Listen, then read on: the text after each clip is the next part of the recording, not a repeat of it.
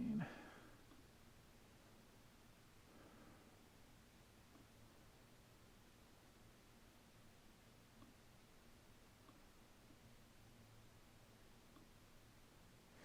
Okay, so in this lecture, we're going to look at the formation of the tetrapod limb. So essentially, arms and legs.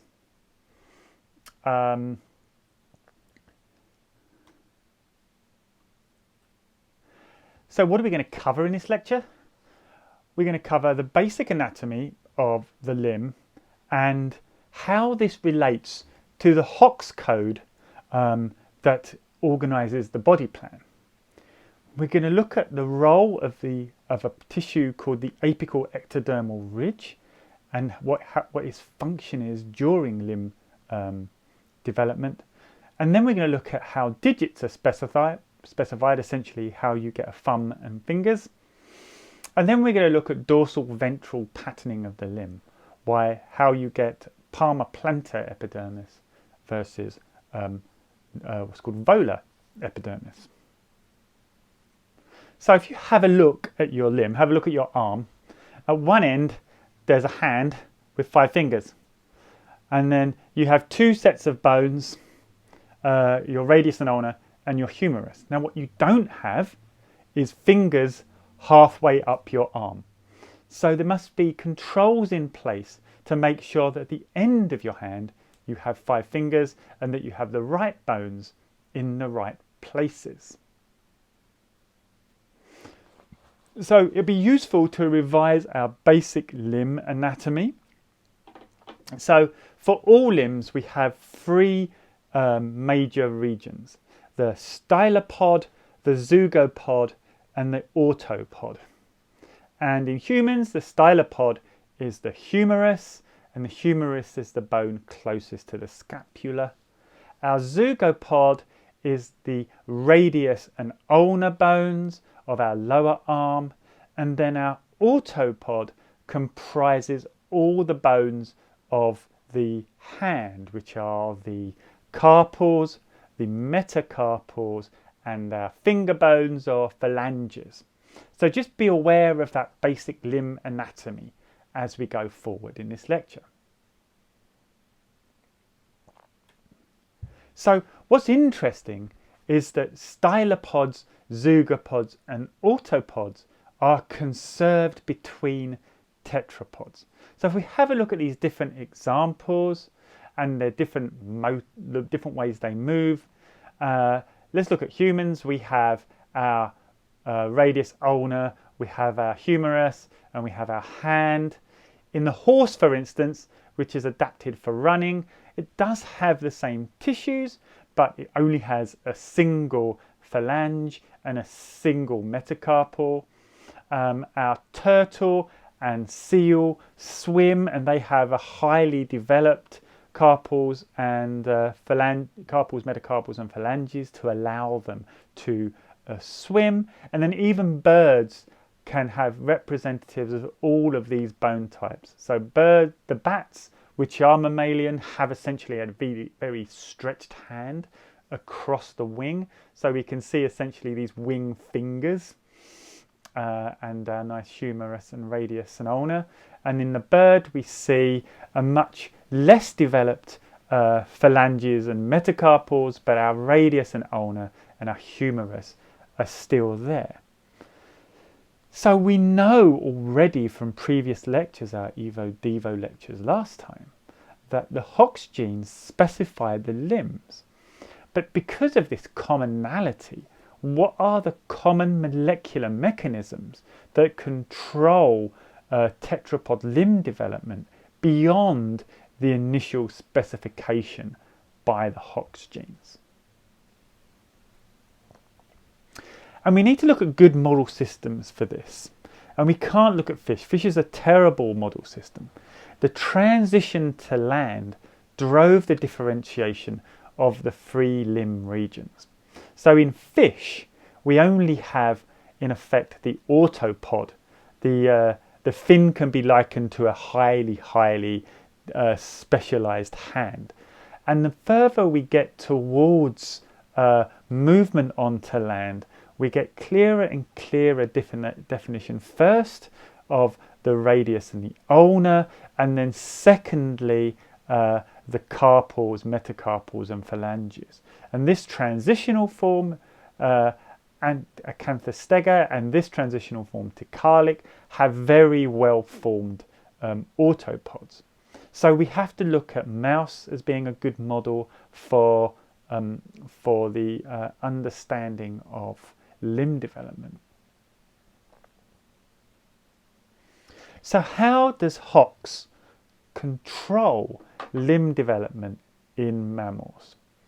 Well, we know that we have Hox genes that are expressed in an array on the same piece of DNA, and we call these our Hox paralog groups. And each of these Hox groups are Hox9, Hox10, Hox11, Hox12 and Hox13 control the expression of the scapula, humerus, radius and ulna, the metacarpals and the digits respectively. And simply put, if you knock out the expression of one of these Hox paralog groups, you lose the function, you lose the presence of that bone. So if you knock out 11, we lose the ulna and radius, and if we knock out 10, we lose the humerus. So let's look at this in an experiment where we use those stainings of the bone and cartilage to determine what's missing in these developing limbs in the mouse. So in the top here, we were looking at the forelimb in a knockout of Hox A11 and Hox D11. And remember that the Hox 11 paralogs were required to make the radius and ulna.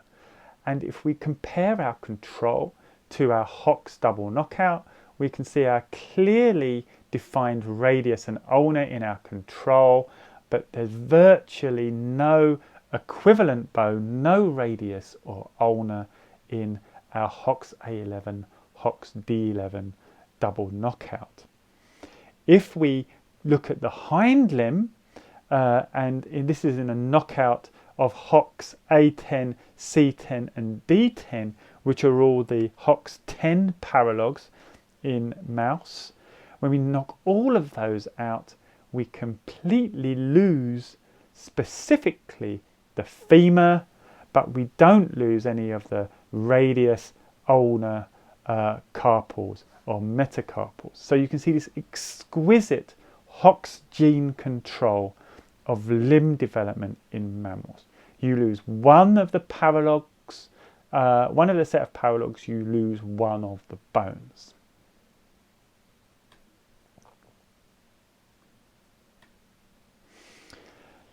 So let's have a look at some Hox mutants in humans. And there's a very well-known Hox D13 mutation in humans. And remember that the 13 paralog group is required to make the digits. And you can see here that the defect is restricted to the autopod and restricted primarily to digit formation. And we can see here fused digits, and we can see here that there are 3 fused digits here, and there's only 3 digits in this hand. So sometimes we have too few digits, sometimes we have too many digits, and sometimes those digits are fused. And that's due to mutations in this critical gene, Hox D13, that is required for the correct formation of the autopod or hand. So let's see how limbs develop. Limbs develop from a limb bud, from an accumulation of tissue, an inductive tissue called the apical ectodermal ridge. And this happens in mammals, but here we're showing it in chick. Here is a cross section through a developing limb bud of a chick embryo, and you can see here this little protuberance called the apical ectodermal ridge. And here is a scanning electron micrograph of the same region, which clearly shows in the ectoderm this raised apical ectodermal ridge, which is seen in all developing limbs. How is the apical ectodermal ridge formed? Well, it's induced by presomatic mesoderm in the limb bud. Remember, the limb mostly is mesoderm and forming bone and muscle, and these are all mesodermally derived tissues. You remember this from our lectures on somite formation. So our apical ectodermal ridge is produced because of signals produced by that mesoderm. And then there's a reciprocal interaction. The apical ectodermal ridge remodels the mesoderm into muscle and into bone. The apical ectodermal ridge is required throughout the process of limb formation. And this can be shown in these chick experiments, where at different stages during the chick's development, the apical ectodermal ridge is surgically removed. If we remove it at 3 days, we only produce a humerus and a very abortive radius and ulna. Compare this to 3.5 days or 4 days. At 3.5 days, removal of the apical ectodermal ridge results in a mostly formed radius and ulna. And if you remove the apical ectodermal ridge from 4 days onwards, we begin to form those structures of the hand, the autopod, and compare this to a normal limb. So the apical ectodermal ridge is required throughout limb formation. How is the apical ectodermal ridge formed? Now, we mentioned a couple of slides ago that inductive somites induce the apical ectodermal ridge. And it's only these inductive somites that can induce the apical ectodermal ridge. Non-inductive somites cannot induce the apical ectodermal ridge. We can define the area where the apical ectodermal ridge is at any point during development by looking at the expression of fibroblast growth factor 8. And we're doing this by in situ hybridization in this experiment, where we move the orders of the somites so that different domains of inductive or inductive somites are present at the limb bud. And we can see here that if we add more inductive mesoderm, that increases the size of our apical ectodermal ridge. We can see the blue expression here in this developing limb bud. If we reduce the amount of non-inductive mesoderm, this reduces the apical ectodermal ridge size. We can still see it's present with this in situ hybridization with this FGF8 probe. So you require the inductive somites to induce the apical ectodermal ridge, and only these inductive somites can induce the apical ectodermal ridge. And what's interesting is that if you split the apical ectodermal ridge, this makes 2 inductive fields that can make 2 separate limbs. And this can be found in nature. Frogs can sometimes be seen with multiple limbs. And this is due to a trematode worm, which we can see here. This parasite infects the apical ectodermal ridge during development and splits it into multiple fields, and each of those fields makes a completely separate limb. So having an intact, although smaller apical ectodermal ridge allows for formation of a complete intact limb. So the question remains, how do we make the mesoderm permissive? How can we make mesoderm able to make an apical ectodermal ridge. And it's our old friend retinoic acid, which, remember, in our clock and wavefront model inhibited the extent of the wavefront. In this case, retinoic acid can induce the mesoderm to form an apical ectodermal ridge. If we knock out RALDH10, which is a gene that's required to make a precursor of retinoic acid called retinaldehyde, then we get no forelimbs. Let's look at this. So in our wild type mouse, we have well-formed hind limbs and well-formed forelimbs. In our RDH10 knockout mouse, we see various abnormalities in the apical part of the developing mouse, but we also see lack of these of developing limbs. We don't see any limb buds because there is no apical ectodermal ridge. So retinoic acid induces the mesoderm to induce the apical ectodermal ridge.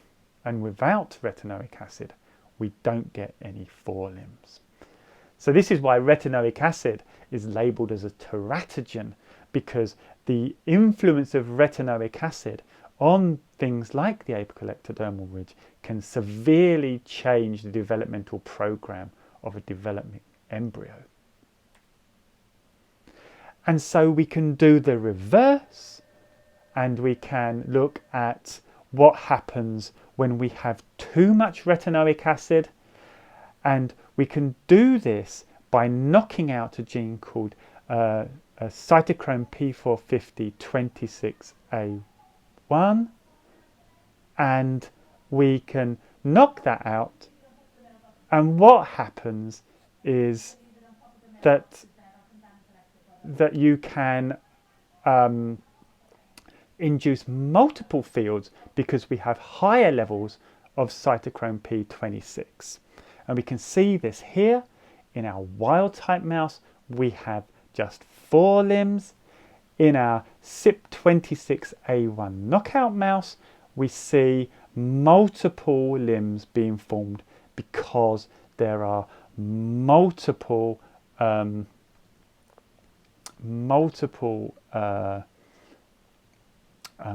fields, multiple apical ectodermal ridges induced.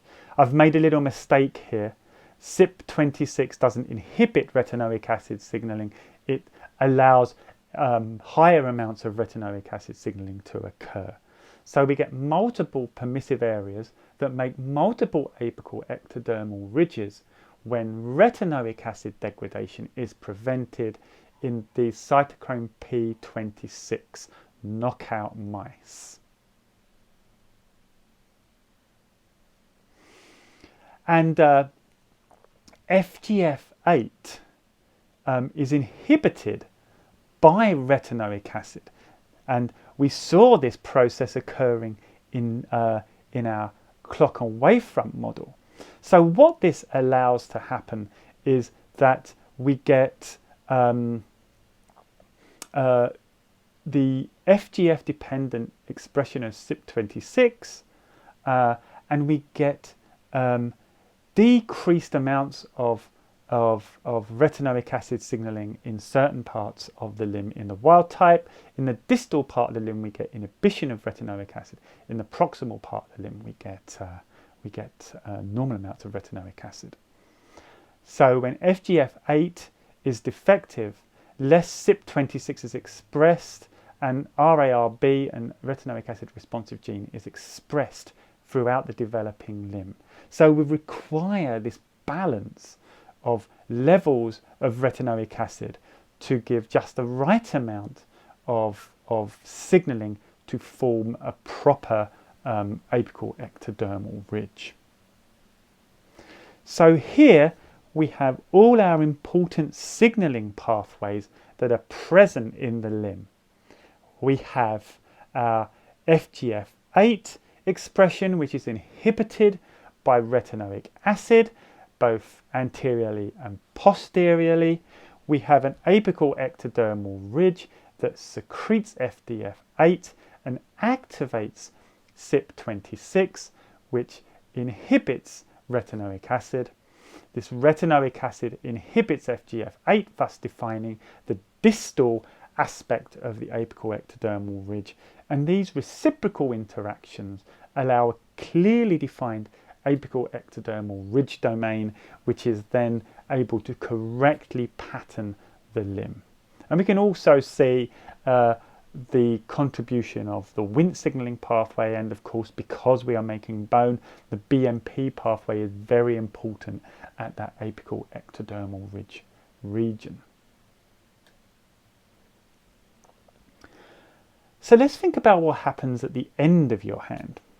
Your hand is not symmetrical. You have a thumb on one side and you have 4 fingers on the other, and your smallest finger is your pinky.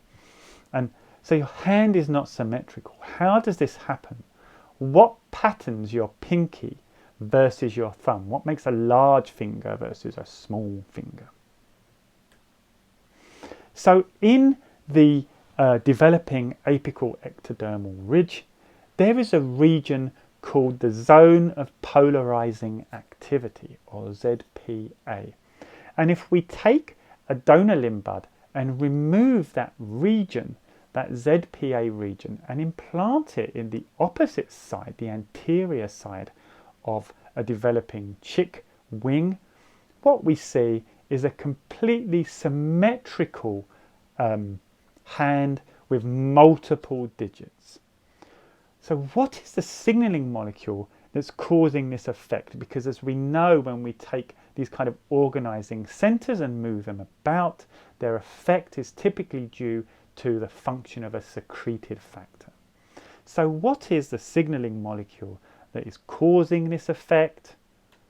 Well, not unsurprisingly, and we found this from this mouse called the hemimelic extratoe mouse, and we can see here in our hemimelic extratoe mouse that our normal hand has extra digits, in total 1, 2, 3, 4, 5, 6, 7 digits, and that when we look at sonic hedgehog expression in the limb, in our wild type limbs, it's restricted to one side of the developing limb bud, and in our hemimelic extratoe mouse, we see sonic hedgehog highly expressed on both sides of the limb bud.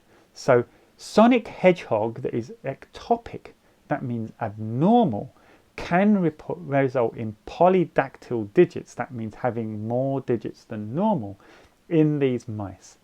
And it's not a mutation in sonic hedgehog itself, the coding sequence, rather it's a mutation in a sonic hedgehog enhancer that alters the expression pattern of sonic hedgehog in the limb. And this can be seen in a strange colony of cats called the Hemingway cats, and they live in a house in France for reasons I don't understand.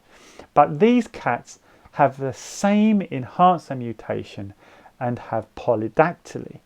And you can also see the same enhancer mutation in humans as well. And here is a child with that same hemimelic extra digits mutation, and you can see 6 digits, and you can see that they're symmetrical. So we have 2 pinkies, one on each side, and no thumbs.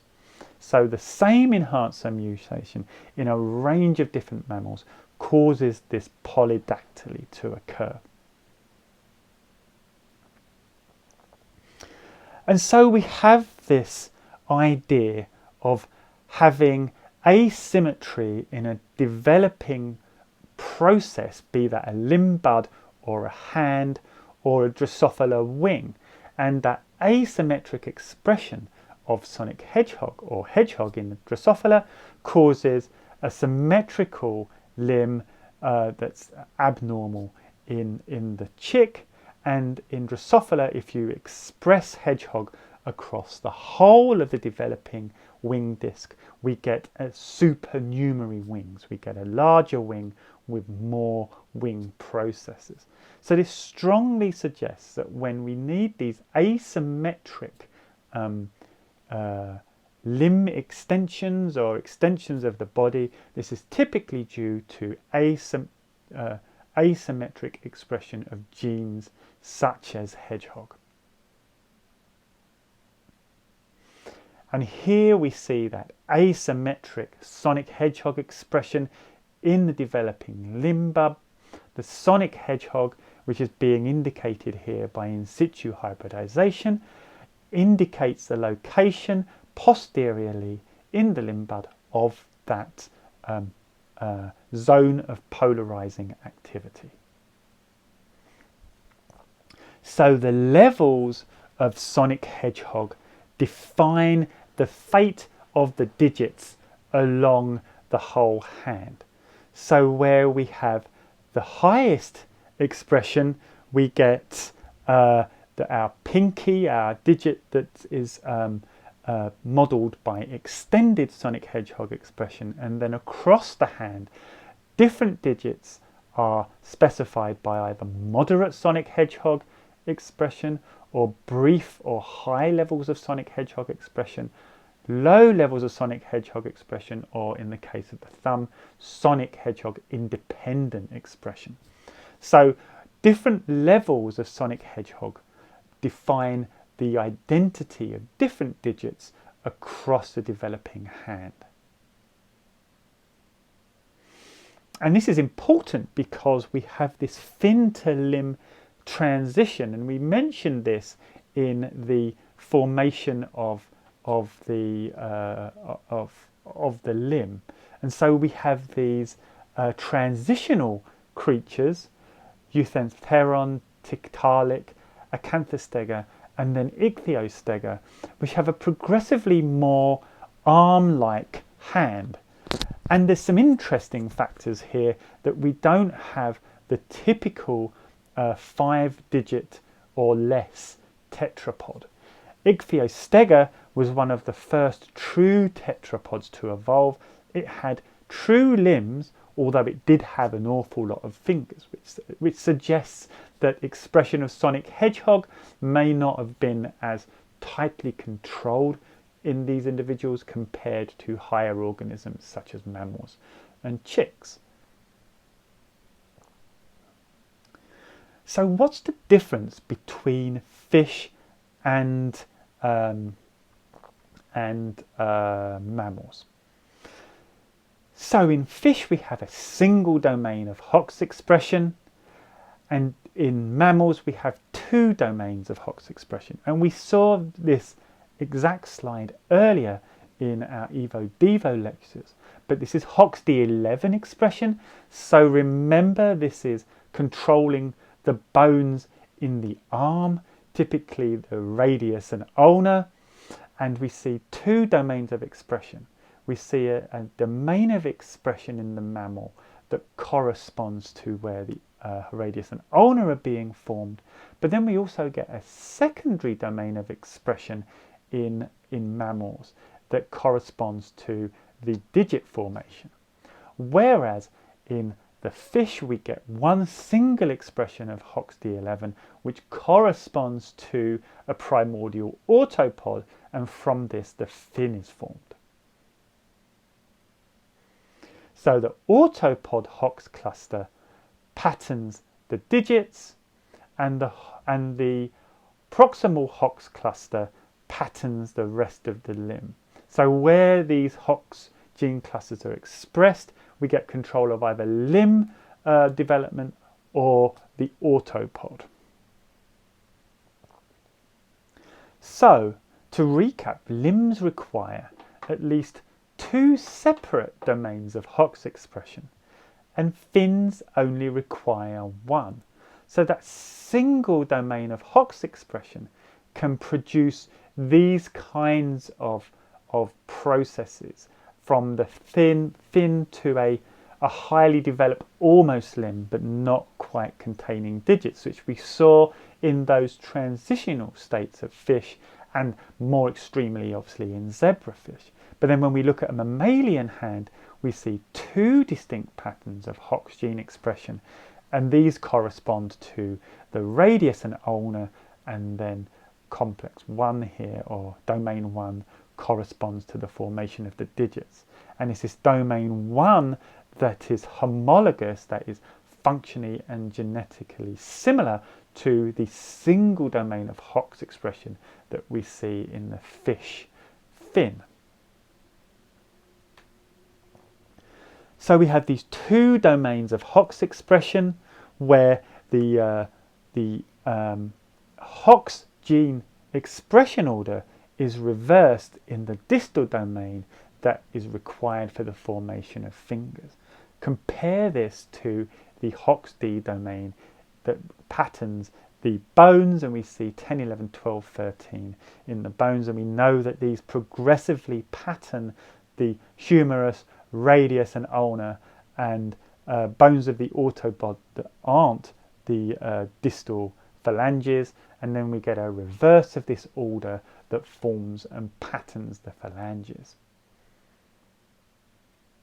How is it that this expression order is reversed in the distal domain? Well, it's our old friend Sonic Hedgehog, and that shouldn't be surprising because we require Sonic Hedgehog to pattern that zone of polarising activity and control the formation of the autopod. And here we have early regulation along the axis that controls the formation of the bones, and then we have late regulation in digits. So we have an early control region that sequentially controls the expression of this Hox-G cluster. Then when we have Sonic Hedgehog expression, this activates this global control region. This then flips the order of Hox expression in the autopod. So instead of going 10, 11, 12, 13, it reverses the order so that we go 13, 12, 11, 10. And this is what allows the formation of the digits in the correct order in the autopod. So finally, look at each side of your hand. They're different. We have a palmar plantar side, which is where all your lines are and where your fingerprints are. And then you have a volar side, which is where your normal skin is and your nails are. This is the dorsal-ventral axis of your hand. So we had, if you look in my image, we had our apical distal. So this is pointing towards the head and our pinky is pointing towards the distal. And this was controlled by our zone of polarising activity. And here we have our dorsal side of our hand, our volar side, and our ventral side of our hand, our palmar plantar side. So how is this controlled, which is the final level of patterning in the limb? And this was interesting. There's a gene Wnt7, which is one of the Wnt family, and this Wnt7 gene is expressed only in the dorsal portion of the limb bud. It induces activation of a gateway transcription factor called LMX1 in the dorsal mesenchyme, and this appears to be essential for specifying dorsal fates in the limb. So let's look at this cross section through a Wnt7 overexpressing mouse, and here we can see the dorsal epidermis, and here is the thickened ventral footpad or epidermis in the mouse. If we overexpress Wnt7, we see dorsal patterning on both sides of the mouse footpad, and we don't see any of the formation of the footpad epidermis that we would typically see in a mouse. So if we don't have Wnt7, we don't have ventral epidermis. So again, we're showing an asymmetric distribution of a secreted factor which patterns the dorsal ventral aspect of the foot. And this is exactly the same as the role of wingless activating the dorsal, or specifying dorsal-ventral patterning in the developing wing in Drosophila. So that's a lecture. What did we go through? Well, we looked at the basic anatomy of the limb, how that's conserved in different organisms, and how the Hox code and the order of the Hox code allowed the sequential formation of the radius and ulna, the humerus, the radius and ulna, and the bones of the autopod. We looked at the formation of the apical ectodermal ridge, the interaction between FGF8 and retinoic acid in that same way that we saw it during the clock and wavefront model, and how important the apical ectodermal ridge is to the formation of the continual development of the limb. We looked at the role of sonic hedgehog in the zone of polarising activity and its role in digit specification, and that if you have symmetrical expression of sonic hedgehog on both sides of the limb bud, what we get is symmetrical and supernumerary digits, and we saw that in our cat, we saw it in humans, and we also saw it in the mouse. We saw how Hox gene clusters are used twice to produce the digits, and that sonic hedgehog switches the order of Hox gene expression. And then last of all, we saw dorsal-ventral patterning of the limb controlled in a similar way to the Drosophila wing. Expression of Wnt7 patterns the dorsal part of the digits and hand, and absence of Wnt7 causes the ventral structures to be formed. So sorry about this lecture being a bit short. There was a lot of questions in the old version of it that we can't do in this format. There's a lot of complicated concepts in there. I invite you to look over it again. I also invite you to use those office hours, even if they're before the lectures, to ask questions about the previous lectures. However, tomorrow we have our normal structure of an earlier lecture followed by an office hour, and then we have our workshop. So I'm just going to finish up now. I'll say goodbye, and I will see you all tomorrow. Okay, I'll see you tomorrow. Bye.